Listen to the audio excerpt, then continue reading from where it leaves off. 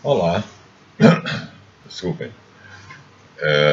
Vamos gravar mais um vídeo da série do nosso canal Guia dos Perplexos, e a este eu intitularei a 15 minutos do segundo tempo.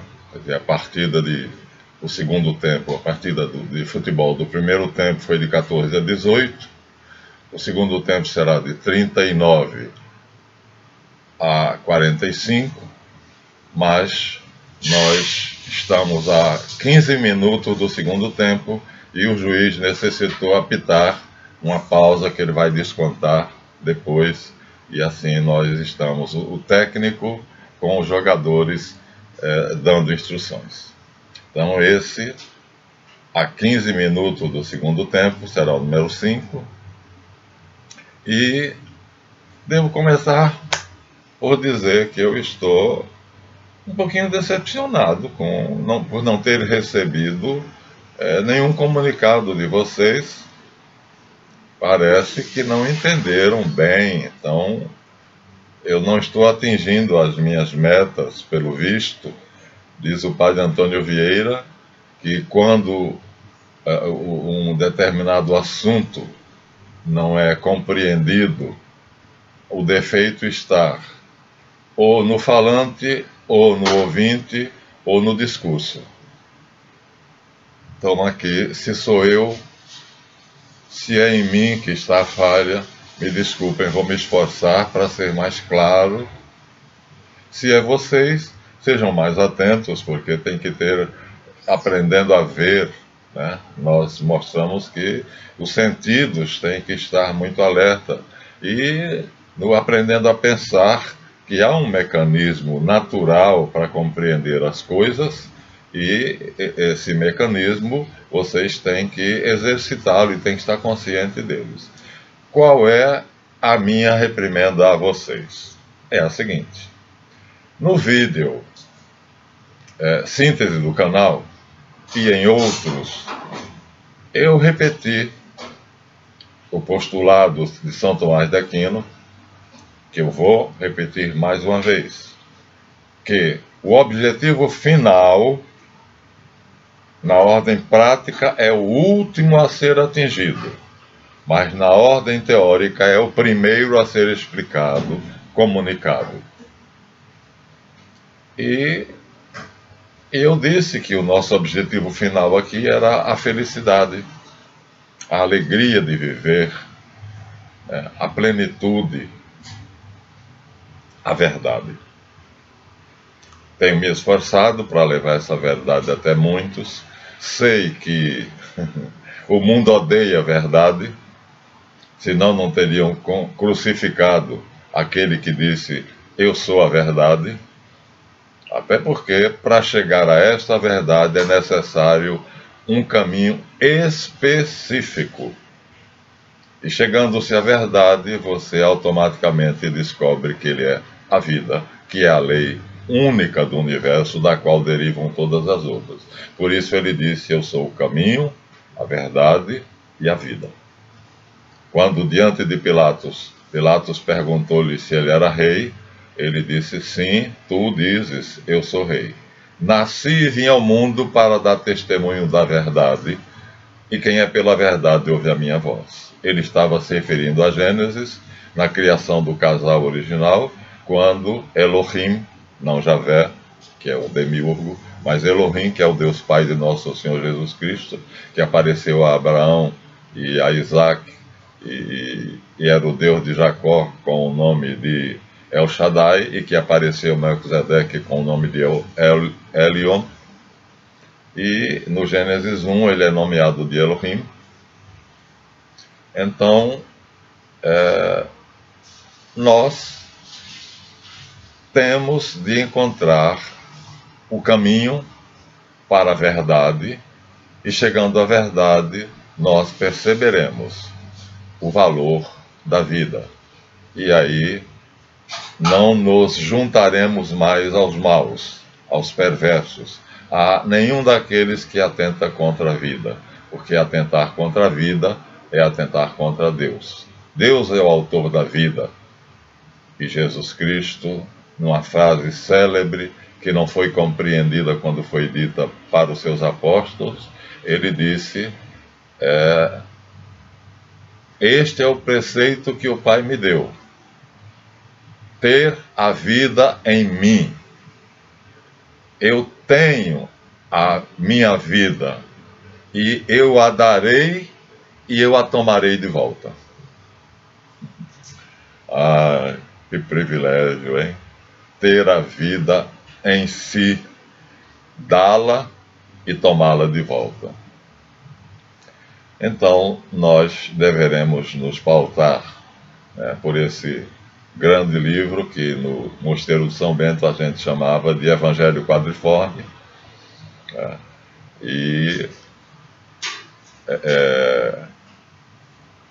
Mas vocês, eu disse,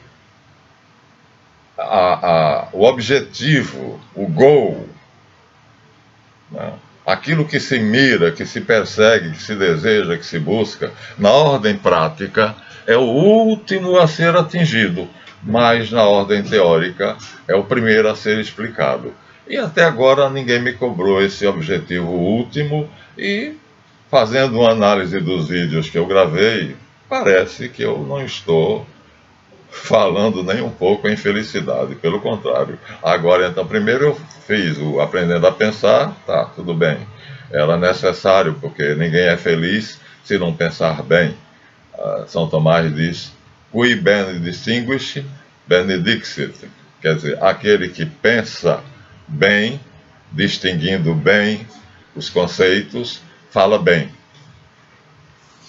E então, tá, era uma introdução boa ao nosso caminho, à nossa caminhada. Depois, aprendendo a ler, que é mostrando que muitas pessoas leem e não entendem aquilo que está lido. Por exemplo, no ofício à Imaculada, um amigo meu que lê esse ofício todos os dias como devoção, tem um determinado lugar onde é um verso, onde ele diz que ali está dito que Nossa Senhora, a Virgem Maria, Mãe de Jesus, fez o mundo junto com o Verbo. Se nós analisarmos a frase, o que está escrito, vocês verão que não é assim. Ele leu e não compreendeu, porque está em linguagem poética, está, como eu disse a vocês, invertido, anástrofe ou hipérbaton. O verso fala de Deus e depois fala de Nossa Senhora e depois fala do Verbo e depois diz com a qual fez o mundo. Então está sendo dito que o Verbo fez o mundo junto com alguém. Agora, fica obscuro se esse alguém é Nossa Senhora, é Maria Santíssima, ou se é Deus. É claro que é Deus. Se você colocar na ordem direta, como nós ensinamos no Aprendendo a Ler, vocês verão que é Deus, juntamente com o Verbo, fez o mundo. E como Nossa Senhora Maria entra neste contexto, então é fácil entender que Maria, junto com o Verbo, criou o mundo. Então, ele ainda não aprendeu a ler, porque foi só da primeira vez que eu li, já percebi logo, embora estivesse na ordem inversa, né? Anástrofe. Mas gostaria que vocês me cobrassem isto, porque na minha caminhada, ninguém chegaria a acumular os conhecimentos que eu tenho se não pertencer a uma sociedade secreta. Como eu disse, as sociedades secretas dominam o mundo, governam o mundo. Metade da história é natural, acontece naturalmente, né? Os católicos dizem que Deus é Senhor da história, então metade é Javé, o demiurgo que faz, e a outra metade ele permite aos homens. Ele diz: o mundo me pertence, mas eu o empresto aos fortes. E então os fortes estão nas sociedades secretas, que é chamado caminho dos fortes, enquanto que as religiões é chamada de caminho dos fracos no ocultismo. Dos fortes porque os ritos da sociedade secreta existem força de vontade, começa por educar a vontade, que ninguém aí, a maioria das pessoas, inclusive religiosas, não tem método de educação da vontade, que é a primeira faculdade a ser educada em uma sociedade secreta. Só depois de educar a vontade é que você terá condições de se aventurar nesse emaranhado, nessa selva. Portanto, como eu dizia,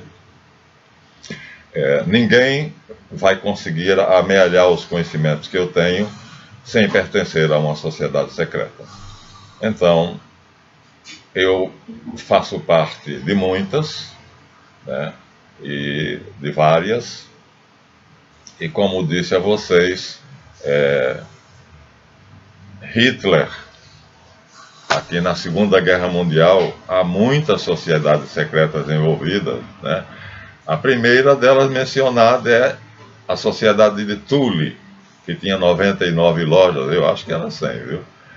E em 1924 Hitler foi iniciado na loja Thule, uns dizem que é Thule 1 e outros que é Thule 99. De qualquer maneira, a primeira sociedade secreta é a Sociedade de Thule. Bem, a Sociedade de Thule tinha ligações com a Aurora Dourada, a Golden Dawn, né, da qual Aleister Crowley, o 666, como ele se honrava de chamar, havia ligações entre os membros da Golden Dawn, Aurora Dourada, com a Sociedade de Thule. Já vimos que Theodor Herzl, Benjamin Zeev, era membro da Burschenschaft, uma sociedade secreta alemã que proclamou a República no Brasil e que aqui foi chamada simplesmente de Bucha.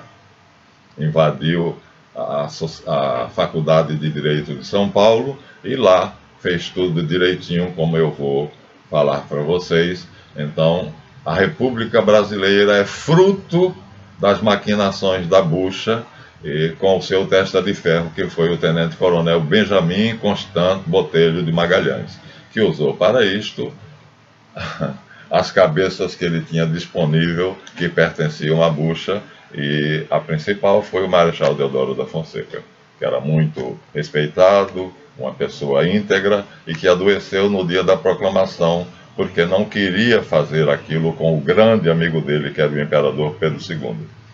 Mas, como nós dissemos antes, o coronel Benjamin Constant entrou na casa dele e disse: levante-se daí, vista a sua farda, vá até o Campo de Santana, proclame a República, depois volte, deite e curta a sua febre. E ele foi. Então você vê como é que agem as sociedades secretas. Temos também aqui que o próprio Goering, né, fundou a sociedade secreta Edelweiss, e que um determinado membro da corte de Hitler, chamado Georg Ritter von Schönerer, que era líder, Führer, do movimento anticatólico germânico, deu esse lugar ao próprio Hitler com o título acrescentado da palavra Heil, que quer dizer salve, né? Então, mais uma sociedade secreta que foi agregada às várias das quais já fazia parte o centro, né, do governo do Terceiro Reich. Então, sem as sociedades secretas, nós não temos conhecimento suficiente para explicar a vocês o que eu estou explicando. Contudo, ainda não ficou claro como é que eu vou chegar ao objetivo final. Por quê? Porque nós estamos falando só de desgraça, quer dizer, aprendendo a pensar, não. Aprendendo a ler, não. Aprendendo a ver, já começou a ter algumas coisas ruins. O mal já foi colocado lá. Em Isaías 45:17, Javé diz: eu faço a paz e faço a guerra. Eu faço o bem e crio o mal. E pela única vez usa-se para Javé a palavra bará. tiro do nada, mas na verdade o mal que Javé fez, criou no mundo dele, no universo dele, foi tirado das trevas que Elohim criou no universo de Gênesis 1. Então, nós temos aqui, por exemplo, um livro que é um clássico, na verdade, o filme Matrix. Quem fez, né, parece que foram dois irmãos, eles pegaram o conhecimento de várias sociedades secretas para fazer o filme. Eu tenho os 3 volumes do filme, e aqui nós temos vários eruditos comentando. Olha, deu material para muitos eruditos comentarem aqui o que foi que o filme explorou. É, portanto, uma coisa fantástica o conhecimento que esses dois irmãos tinham a respeito das sociedades secretas. É por aí que nós iremos chegar até o nosso objetivo final. Então, mais tarde, bem mais tarde, nós vamos entrar nesse tema, a busca do Graal, os caminhos do Graal, que inclusive psicólogos e grandes nomes. Aqui nós temos a filha do Jung, Emma Jung, a lenda do Graal, né? Aqui nós temos um grande erudito, respeitabilíssimo, italiano, chamado Júlio Evola, geralmente citado com o nome de J. Evola, O Mistério do Graal, e nós vamos chegar a tudo isso. Aqui nós temos um livro que fala do tarô, que foi escrito por um cardeal de Roma, Meditações sobre os 22 arcanos maiores do tarô. Um cardeal de Roma escreveu esse livro. Então, quer dizer, sem chegar aos mistérios das sociedades secretas, das escolas de mistérios, ninguém vai ter o conhecimento que deve amealhar para chegar à verdade, talvez às vezes por caminhos tortuosos, e reconhecer que a vida é a lei maior. Então nós passamos por caminhos escusos e às vezes escuros. Começamos como candidato a monge no Mosteiro de São Bento. Então os livros eram esses, né? Suma Teológica de São Tomás de Aquino. O meu mentor, ele era advogado, ele era formado em teologia e ele era especialista em teologia tomista. Aqui nós temos a Antologia dos Santos Padres, que é textos esparsos da segunda e da terceira geração apostólica, comentando partes das Escrituras, e aí já o Novo Testamento, como o professor Jonathan diz, na formação do cânon já fazia parte. Mas nós não começamos por ali, mas alguma coisa faltava. E aí, eu fui me arriscar a vias escuras. Por exemplo, recebi de presente esse livro, o Capa de Aço, livro de São Cipriano, o Bruxo. São Cipriano existiu, né? Na verdade, foi um santo, né? Foi um frade ou um monge, de qualquer maneira, um sacerdote católico que decidiu tirar a limpo se a magia existia ou não existia. Pediu permissão ao Papa e o Papa deu. E ele enveredou-se pelos caminhos da bruxaria e da magia para ver se isso era verdade ou não. Chegou à conclusão que, sim, a magia existe, a bruxaria existe, a feitiçaria existe. No ocultismo, nós chamamos o lado branco da força aquele que... magia. Então, magia, que nós somos da cadeia que aparece nos evangelhos com aqueles 3 reis magos que não eram reis, no sentido político da palavra, eram reis da terra, da água, do fogo e do ar.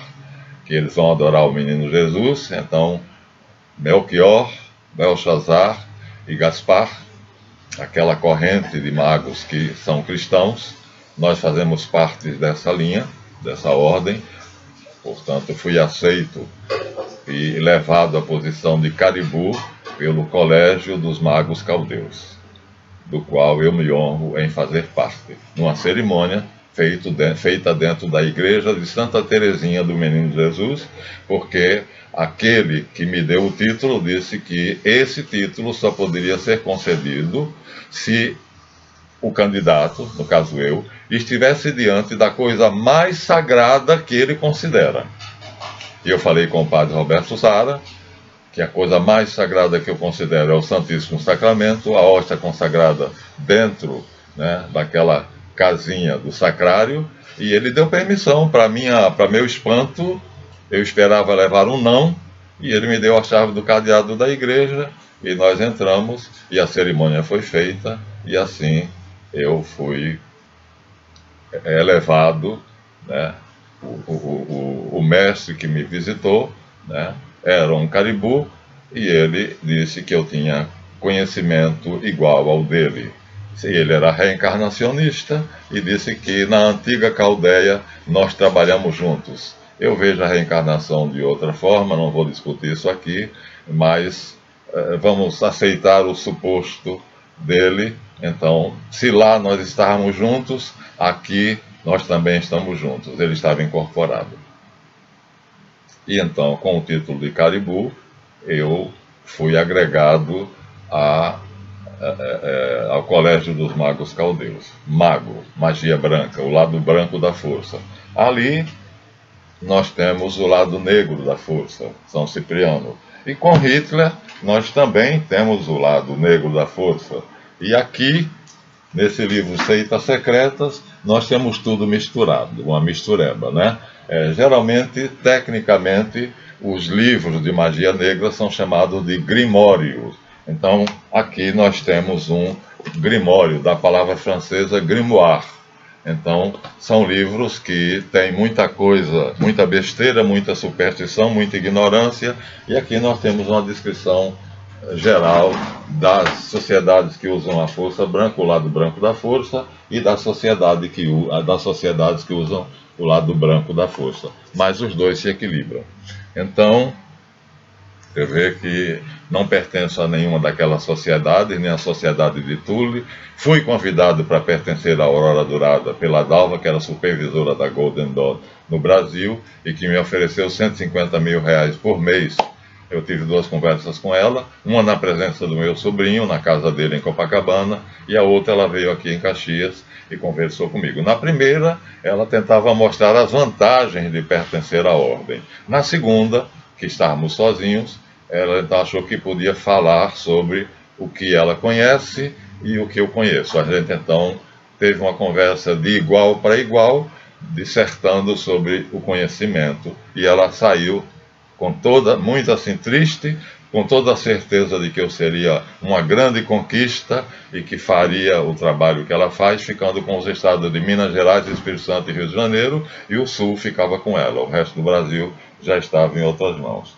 Mas não me arrependo, né? Porque eu também sou membro de uma sociedade discreta, que é chamada Grande Sociedade Branca, que não tem templos, que não tem hierarquia, que não tem sumos sacerdotes, e que, portanto, as pessoas, um casal americano aí, se disse que construiu um templo, a Grande Fraternidade Branca, eu não sei o nome composto do templo, e ele morreu primeiro do que ela, mas ela continuou escrevendo livros, principalmente sobre Jesus Cristo, né, que era chamado por ele de Profeta Isha, o nome árabe, né, de Jesus, e isso aí não tem nada a ver com a Grande Sociedade Branca, porque ela é a união dos homens e dos anjos. Foi criada no céu por São Miguel Arcanjo na primeira queda, quando os anjos caídos se rebelaram e o Arcanjo Miguel reuniu anjos e homens que estivessem a favor dele. Nós já existíamos, né, em alma espiritual, e travou-se uma grande batalha no céu. E os anjos maus e os homens maus foram precipitados e vieram para a terra. Então estão aqui, que a Bíblia chama de inferno. Então, quando nós viemos, Deus já sabe o que é que a gente vem fazer. Por quê?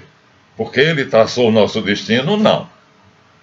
Ele nos deu, através da sua capacidade criadora, né, um programa. Todos são programados segundo Jacques Monod, a teoria do plano, né, da programação, né, um programa, todos somos programados, tudo no universo é programado. Agora então há um grupo de cientistas que descobriu que não somente o que é vivo, mas todo o universo é informação. Tudo tem no seu núcleo uma informação, e aquela informação é o programa. Então, essa é a grande corrente a que eu faço parte. Então, nós estamos lutando pela grande fraternidade branca, porque já viemos de lá, como eu disse, Deus nos deu um projeto. Nem que fosse o daquele menininho que acordou de madrugada para tirar leite da jaquinha do pai dele, e quando passou na Tchecoslováquia por uma barragem, ela estava escoando água. E ele percebeu que aquele buraquinho, à medida que estava passando o tempo, estava ficando maior. Ele então meteu o dedinho no buraco para vedar. Mas era muito cedo, eram umas 4 ou 5 horas da manhã, e ele adormeceu de novo ali com o buraquinho, com o dedo no buraquinho, até que alguém, desculpa, da cidade acordou, chegou ali e o viu, despertou ele, chamou os habitantes da cidade e taparam aquele buraquinho. Quer dizer, nem que seja só para botar o dedo no buraquinho, este garoto cumpriu o programa dele. Então todos nós viemos aqui, nós que lutamos do lado do Arcanjo Miguel, Micael, todos viemos aqui com um programa para fazer o bem à humanidade. Agora, isso é muito geral e nós adaptamos ao nosso modo de viver e às vezes criamos programas alternativos que quase nos desviam do programa original. Eu sou um desses que criei um programa alternativo para poder ter esse conhecimento mágico e por pouco não me tirou do meu caminho, mas os meus mestres sempre estavam comigo e principalmente o maior de todos, aquele que disse: eu vim para que todos tenham vida e tenham vida plenamente. A ele que eu sigo e que honro como o mestre de todos os mestres, o Rabi Galileu, Jesus de Nazaré, nosso Senhor, nosso mestre e nosso Deus.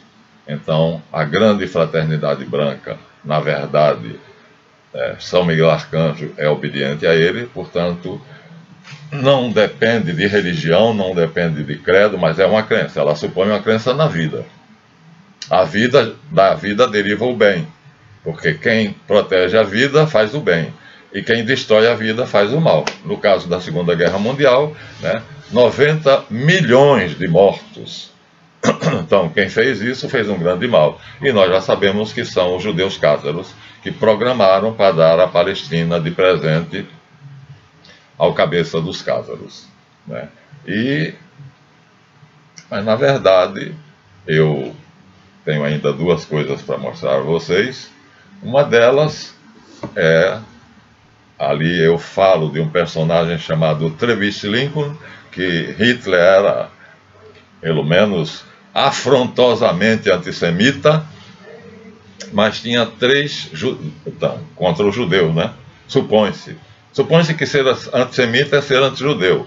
No entanto, 6 milhões de judeus que foram queimados eram sefaraditas. Quer dizer, os Ashkenaz entregavam sefaraditas e Hitler queimava. De modo que de 9 milhões da população da época ficaram reduzidos a 3 milhões, 2 milhões e 500 estão na Palestina e os outros 1 milhão estão espalhados pelo mundo.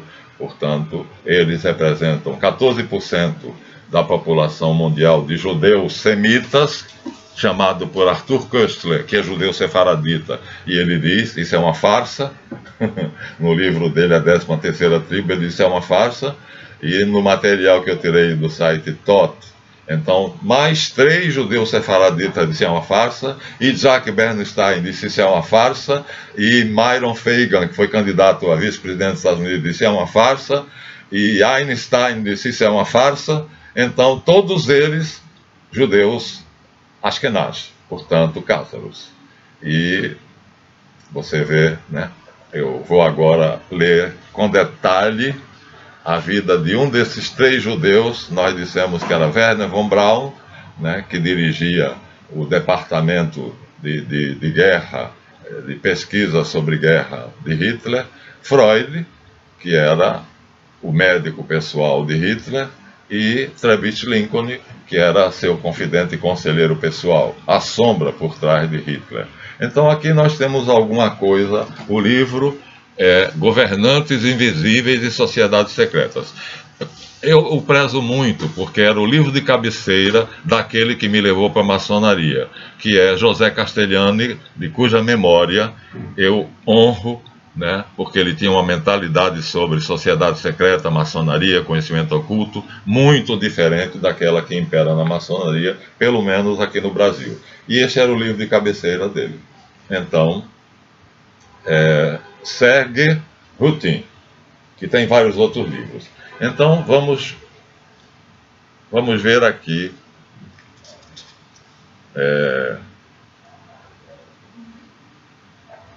nascido, ninguém poderia imaginar e descobrir, entre as maquiavélicas eminências pardas selecionadas pelos governantes invisíveis para facilitar o advento do nazismo na Alemanha, um aventureiro judeu cázaro chamado Timothy Ignaz Trebitsch, que será chamado mais tarde de Trebitsch Lincoln ou simplesmente Lincoln.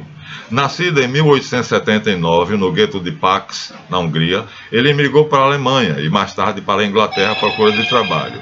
Em seguida a uma crise religiosa, ele se converteu ao protestantismo batista, passando depois ao anglicanismo. Seus superiores eclesiásticos reconheceram o valor de sua personalidade e ele foi nomeado pastor de uma pequena comunidade de Kent em 1904. Nesta localidade ele encontra seu primeiro mestre espiritual, que, como já vimos, devia ser sem dúvida um dos 72 mestres desconhecidos. Um deles me convidou para ser neotemplário, que dirigem a política mundial para moldá-la nas condições necessárias à conjuntura resultante no ciclo terrestre. Trebitsch Lincoln tornou-se membro de diversas importantes sociedades secretas, a mais importante delas era a Sete Cabeças do Dragão Verde, mas desde a maçonaria até a Ordo Templi Orientis, a qual eu fui convidado a participar pela Dalva, Ordem do Templo do Oriente, do Aleister Crowley, onde alcançou os mais altos graus. Parece que durante a Primeira Grande Guerra ele trabalhou como agente duplo na Holanda e em seguida nos Estados Unidos. Na época do armistício ele estava em Berlim, onde torna-se um dos assessores oficiosos do general Ludendorff, e o feito deve ser considerado fantástico, porque Ludendorff era reconhecidamente um antissemita e antimaçom fanático. Então, quer dizer, as sociedades secretas estão acima das crenças pessoais, né? O que elas colocam como crença, no final das contas, que é o domínio mundial, o poder global, que já está quase, talvez essa época do coronavírus seja lá para junho o momento ideal de redesenhar o mapa do globo terrestre, colocando o verdadeiro rei como sendo o ditador que manda em tudo. Muito bem. Trebitsch Lincoln, que agora já prefere chamar-se Lincoln apenas, tem um papel de destaque no Putsch, que não alcança sucesso. Ele priva da companhia de todos os chefes nazistas durante os anos obscuros do nascimento e desenvolvimento da NSDAP, da Sociedade Secretas de Hitler. Como conselheiro secreto, tem o papel de eminência parda de Hitler. Ele foi conselheiro secreto de Adolf Hitler, que sabia que ele era judeu cázaro. Então, em 1922, quando Hitler deu o golpe para ser primeiro-ministro, o golpe frustrado que levou ele à cadeia, Trebitsch Lincoln, depois de uma temporada nos Estados Unidos, ele saiu da Alemanha, Hitler foi preso, ele saiu da Alemanha e foi para os Estados Unidos. Viajou depois para a China, onde com o nome de Kiao Kung, levou a termo tarefas muito esquisitas. Converteu-se ao budismo, entrou na mais importante sociedade secreta chinesa, que estava acima da dele, a Sete Cabeças do Dragão Verde, chamada a dinastia dos Hong, também conhecida como a Tríade, mais uma sociedade secreta. Depois de passar algum tempo em Ceilão, vivendo como ermitão, em 1925 está no Japão, Em seguida, há uma nova estada na Alemanha, onde renova seus contatos ocultos nas mais altas esferas nazistas, com personagens como Haushofer, volta para a China, de onde sai em meados de 1929, aí já há 10 anos da guerra, para se dedicar a um demorado retiro no monastério lamaísta do Tibete.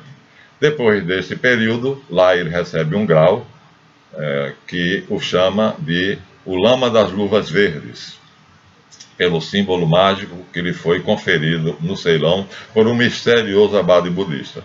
Depois de viajar demoradamente pela Manchúria, lugar especificamente dos Cázaros, e pela China, vai ao Canadá. Está novamente no Extremo Oriente durante a Segunda Guerra Mundial, onde entra para a jogada da colaboração total com os japoneses que bombardearam Pearl Harbor.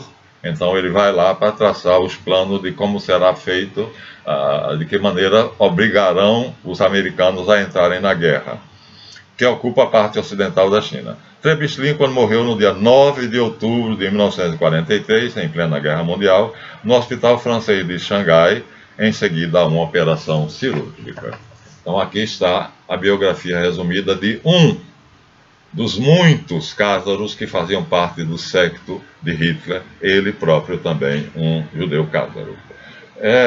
E aí, mais uma vez, eu não vou encerrar o vídeo sem dar a vocês o segredo que eu reservei para hoje, a 15 minutos do segundo tempo. Então, o que é que eu estou fazendo falando de pessoas tão más, né? Aquele ali, Trebitschlin, foi um dos que foram responsáveis, se bem que o responsável mais direto foi o Sultão Hamid II, sem querer, ao negar a venda da Palestina para o barão de Rothschild, Lionel de Rothschild, ele estava, então, obrigando, né, os Rothschild a enveredarem por outro caminho, e esse caminho foi a Guerra Mundial. Então, ela não teria havido se ele tivesse recebido os 120 milhões ou bilhões de libras esterlinas. Então, aqui nós temos um livro famoso, O Mistério das Catedrais, de um homem famoso, Fulcanelli. E de que é que esse livro trata? Da alquimia. E, na verdade, o que nós estamos fazendo já com vocês, né? Eu vou mostrar o símbolo geral da alquimia, o grande símbolo alquímico. Está aí. O Mistério das Catedrais, Fulcanelli, coleção Esfinge, edição 70. Então é esse aqui, a esfinge apenas delineada, vários símbolos astrológicos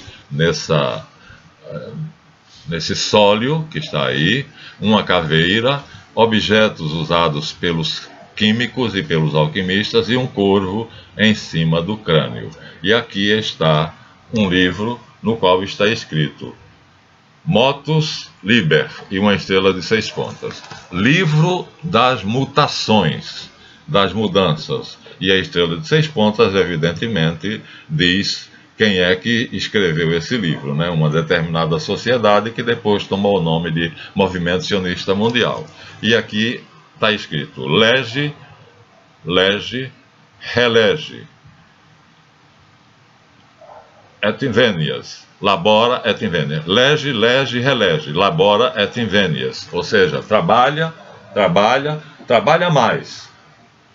E quanto mais trabalhares, mais estarás perto do final que você encontrará, a pedra filosofal. Então nós estamos numa fase da alquimia que se chama nigredo. É a primeira fase. Na verdade, tudo que eu estou falando, toda a miséria, todo esse negrume, toda essa maldade, né? A morte, né, que está ali simbolizado por um corvo em cima de um crânio que ele comeu. Ele começa pelos olhos.